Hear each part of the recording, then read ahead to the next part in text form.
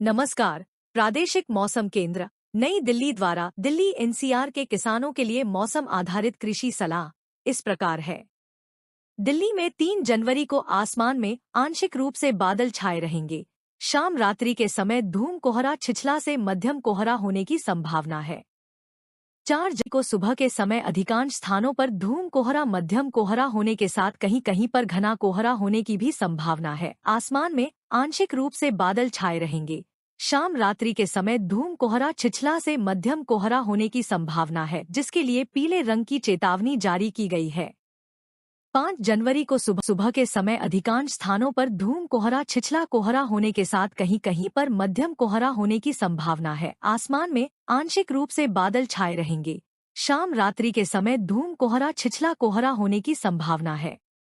तापमान की बात करें तो आज दिल्ली में अधिकतम तापमान सामान्य से 3 डिग्री सेल्सियस कम रहने का अनुमान है, जो कि लगभग 16 डिग्री सेल्सियस होने की संभावना है। अगले 2 से 3 दिनों में कोई विशेष परिवर्तन होने की संभावना नहीं है। आज दिल्ली में न्यूनतम तापमान 7.0 डिग्री सेल्सियस दर्ज हुआ, जो कि लगभग सामान्य रहा। अगले 2 से 3 दिनों में इसमें 1 से 2 डिग्री सेल्सियस की वृद्धि होने की संभावना है।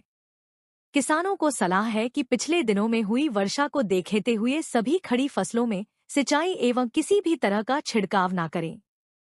देर से बोई गई सरसों की फसल में विरलीकरण तथा खरपतवार नियंत्रण का कार्य करें।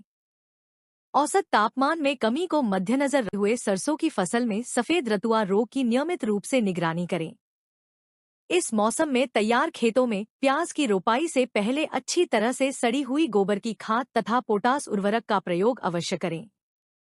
आलू की फसल में उर्वरक की मात्रा डालें तथा फसल में मिट्टी चढ़ाने का कार्य करें।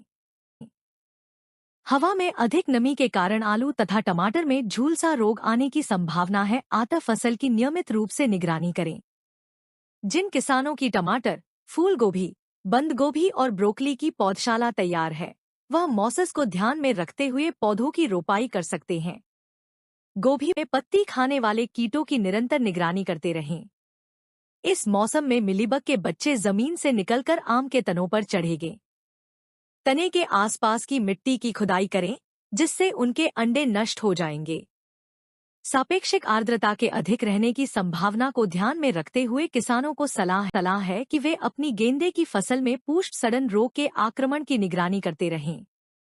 कृपया लाइक, शेयर और सब्सक्राइब करें। धन्यवाद।